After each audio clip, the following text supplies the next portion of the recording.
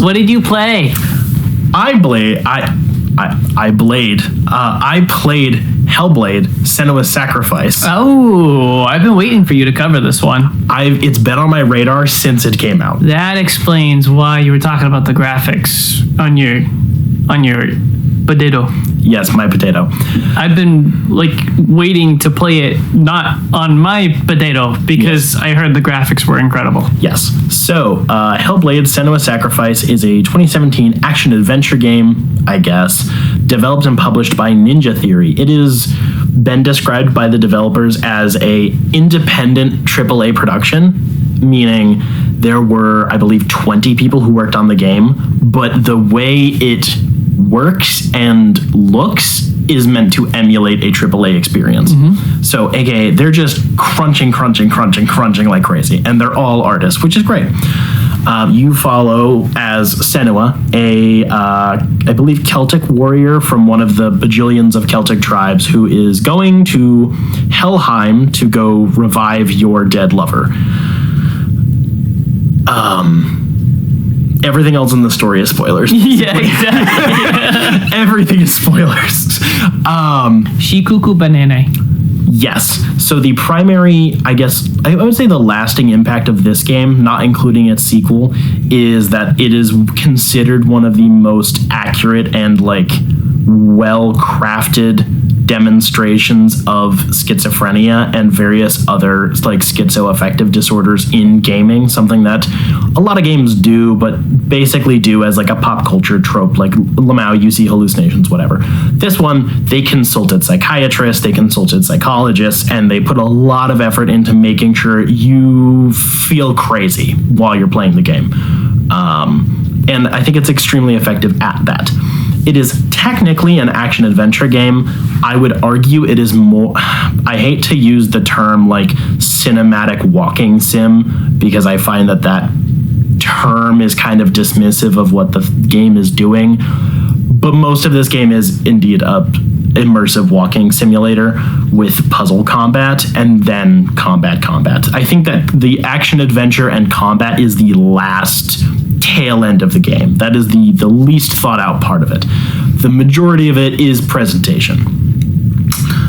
It is entirely motion capture, and it also includes some of those cool hybrid semi-live action segments, with what Remedy has done. I would say closer to what Remedy did with Control than what they did with Alan Wake 2. But a lot of really cool hybrid technologies. All of the performances are done with motion capture. Fun fact, the actress who plays Senua was originally was just a staff member who was going to be a placeholder so they could get the game rolling, and they liked her performance so much that they just stuck with her and never looked for anybody else because she was so fucking good, which is awesome. That's a really cool way to crack into acting. Mm-hmm.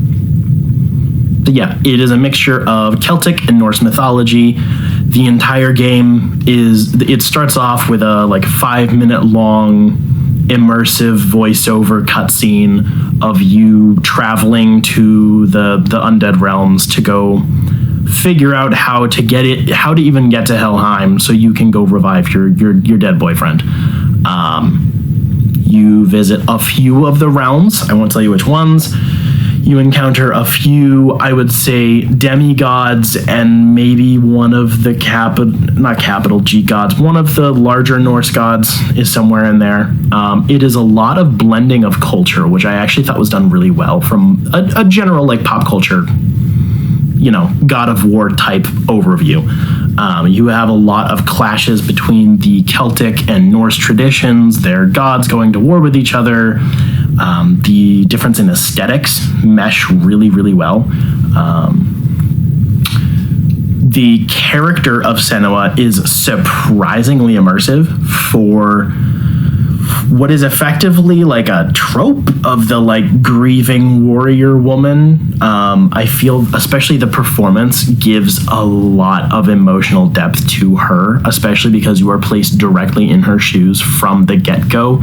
You experience every thought in her head, literally. There are always voices whispering in your ear telling you, don't do this, do that, don't do that, do this.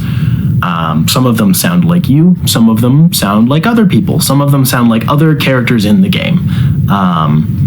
So as she goes through this quest towards the afterlife, as a willing participant of going into Helheim to go, hopefully either settle the soul of her lover or to bring him back.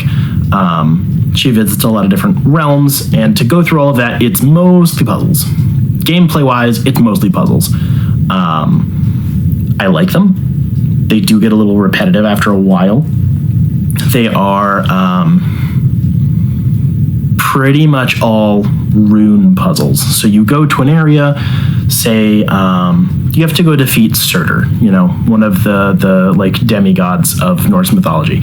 You have to go to his gate to go enter Hell with one L, and you have to then go through a series of gates to get to the actual boss battle. And between all of these gates, you hit a gate, it'll give you like 3 runic symbols that you can see, and you have to find them within the current arena area, using all the pieces of the environment to line up, pieces of rubble, wreckage, building parts, whatever, to find all the runes. And despite the fact that aesthetically speaking, in the different areas of the game, with the different like challenges and the different, just the different like quests you'll go on, they mostly play out kind of similar. They have a lot of aesthetic differences. The tone will be different. The location will be different.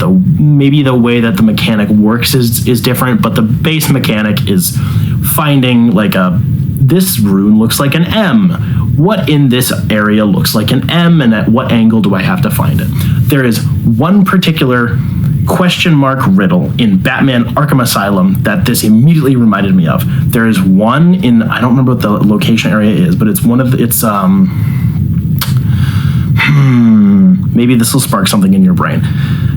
Maybe 25% of the way through the game, there's a big area with a lot. It's it almost feels like an office, but it's like a little tower of like cubicles, kind of. It's in one of those like gargoyle open areas. Whatever. There's a particular riddle that requires, aligning the question and the dot, and that's what most of this is. Like a very large amount of it. Some of the puzzles do become more complicated. You will have kind of like in the Dark Ages when you have to line up the 2 things and shoot the shield through it. Yes. Yeah. I would say a little bit more in depth than that, but yeah, basically that. Or like the shadow puzzles in Resident Evil 7. Yes. I like those a lot. Yeah. Does it have a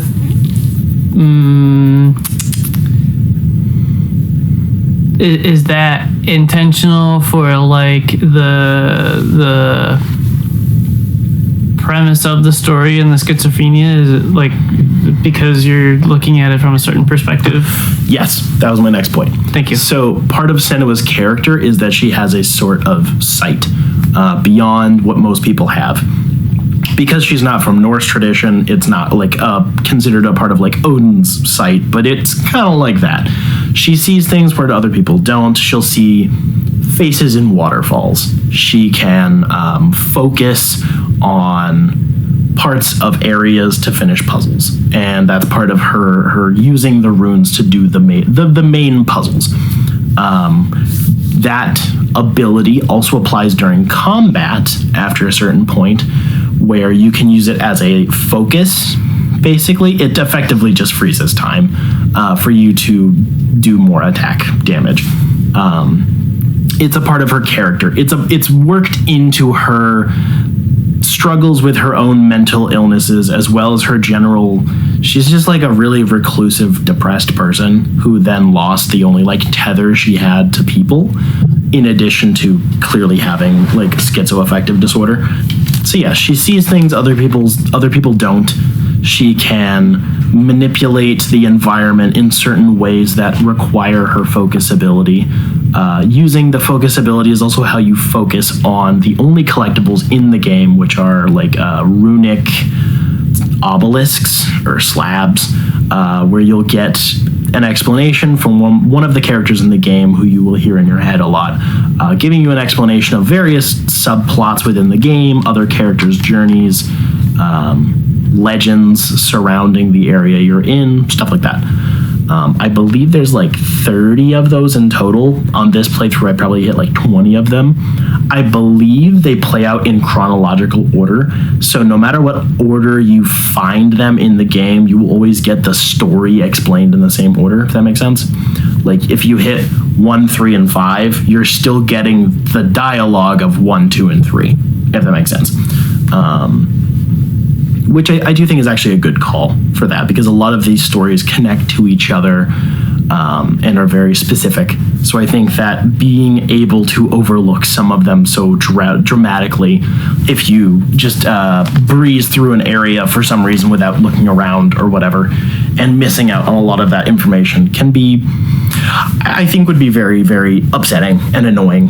So I think trying to keep the player as up to date as possible when they find these sorts of runic obelisks is very important. It's the only collectible in the game, which is nice. Outside of the primary gameplay being walking and puzzles, the third element, I guess, would be combat.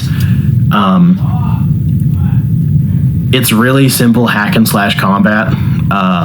It's, I believe, hitbox based. You have one button for a light attack, one button for a heavy attack. You can dodge, you can parry, you can use your focus ability to freeze time for a second to get in some critical strikes on certain types of enemies. There are basic grunt type fodder, some enemies that have shields, some enemies that have some enemies that just fodder, some bigger enemies, and then some enemies that have shields. The ones with shields are actually a fucking bitch to take down. I hate them. Usually. I hate shielded enemies in most games. They're particularly difficult in this one. And then you have your boss fights. A lot of the boss fights are, I think, actually pretty well planned out. Their ability set works well into what the character's ethos is. So say, I've already said that Surtur is in this game. So when trying to fight Surtur, he a big sword, he's on fire, blah, blah, blah. He has certain, like he has an AoE attack that you have to dodge out of the way of. He has some sword strikes that, because his sword is so much bigger than you, you can't like dodge it. I mean, you can't parry it, you have to dodge it, stuff like that. I think most of it is, it's really simple, but I think it works very well.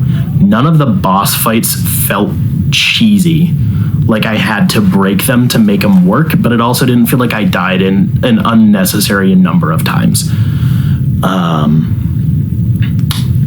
The death system in the game is really cool, actually, because all of this takes place outside of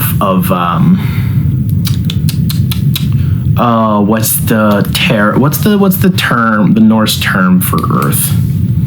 What's Midgard. that? Midgard. There we go. All of this takes place outside of Midgard, so reality is all funny and warpy and googly and silly. So because so much of this quest is you delving into your own darkness and your own trauma and your own histories to go through these challenges, the darkness will consume you when you die. You get like infected by the darkness and it'll start like creeping up your arm with every death. I really like that as a mechanic. It feels well thought out. It doesn't feel cheap. There is no, as far as I know, it doesn't affect anything. I didn't die enough times for it to like take over my whole body or whatever. So I don't actually know if it will do that eventually, but it felt really good. The first couple times I died, to see the slithering ooze goop up my arm a little bit further, I was like, oh shit, this is getting serious. I like that. The majority of, I think, this game's acclaim comes from its graphics and presentation. It's fucking astounding. I ran this on low settings at 30 FPS on my potato PC, my laptop. And despite it having some really serious frame rate problems, it still looked at least as good as like Assassin's Creed Valhalla. is my closest comparison because of the aesthetic similarities, which looked pretty good. I cannot imagine how good this looks on the most updated hardware, or even on a console that can just stabilize everything. The motion capture, the graphical, like, fabric and texture simulations are fucking astounding. My playthrough had a lot of frame rate problems. I am 100% just putting that on my PC not being able to lock the fuck in. It did become frustrating at times during combat, especially, but you can tell when it's the game and when it's the PC, if that makes sense. The general fidelity, it was made in Unreal Engine 4, and you can tell it looks lifelike in pretty much every aspect. Proportion, facial animations, the motion capture work, everything. Like this, there's a reason why this game opens up with a trigger warning for people who have like epilepsy and like any sort of like schizoaffective disorder. It's really immersive, and it's really disturbing if you're in the wrong headspace. I do not find it grotesque. It is not horrific. You know, it's not like a horror game, but it has a lot of dread and pain kind of built in, and it feels genuine. I don't know how else to express that beyond like, it never feels cheap or unearned when it bends reality around you, or it makes Senua have a breakdown or anything like that. It always feels extremely well presented and well written into the character and how you've been playing the game. It took me 8 to 10 hours to complete my run through. I did not get all of the collectibles. Again, there's maybe 30 of them in total, just randomly scattered throughout the levels. The combat is also adaptive, so there isn't a, like, you can start a hard playthrough or a super nightmare ultra mega playthrough. You can either just choose combat difficulty within the menu settings, or you can just choose adaptive, so it will kind of feel where you're at and it won't fuck you over, because the primary drive is the story, and the storytelling and the environments. Colin is the methed up crackhead crashing through our window at all times. I knew when this game came out I was gonna like it. It's been 7 years, which is insane. It seems like a short amount of time. I would have guessed 10. It's been a while. It's been a good bit, and then the sequel came out earlier this year. Oh, wow. Yes, which is in Unreal Engine 5. I thought that was last year. This year has felt weird for games. Time is a flat circle. Yeah. And we're on a spiral. The only, I guess, criticisms that I have are more so because I can compare it to other things. I think the combat is pretty simple.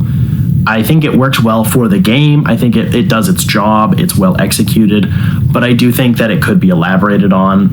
I think that the puzzles can get a little repetitive, especially if you're in a long play session. You know, there's so many areas and different realms to go through with different aesthetics, but a lot of the puzzles boil down to a lot of the same logic. This was phenomenal. Like, I believe this won multiple awards that the year it came out for a reason. I do wholeheartedly agree. And that's after playing it on my potato PC with none of the real graphical shine the game has. Like, I played it on base settings so it would function. I want to say that it did something for like the technology of eyes in games. Like, that sounds familiar. I think they had a hand in that. That definitely sounds familiar. Even without, like, with reducing so much of the shine and like bluster of the game, it still feels so good. Even when I'm having constant frame rate drops during combat and I'm dying because of frame rate problems and reaction time issues, I still fucking loved it. I am going to immediately replay this on a console when I get one. Like, I cannot wait to look at how fucking amazing it looks. Yeah. It also does the kind of, I guess at the time very popular, like singular continuous shot over the shoulder, like your God of Wars, you know, just one big long take type stuff. I think it really does a really good job of hiding loading screens. Like, I actually can't think of any. It'll have doors you have to wait to open, but there are none of those. I gotta shimmy through this little tunnel or whatever. It's got none of that. This was a fucking amazing experience. Again, on a somewhat oldish laptop without proper graphical capacity. It was free on Game Pass. Wow. I will buy it if I need to. I will absolutely buy it for up to like $30. As far as I know, there is no DLC. There was never any DLC planned. It is just a singular experience made by like 20 or so people. And they got a big old budget upgrade for the next game, which I will talk about in the coming months. I very much so plan on doing that.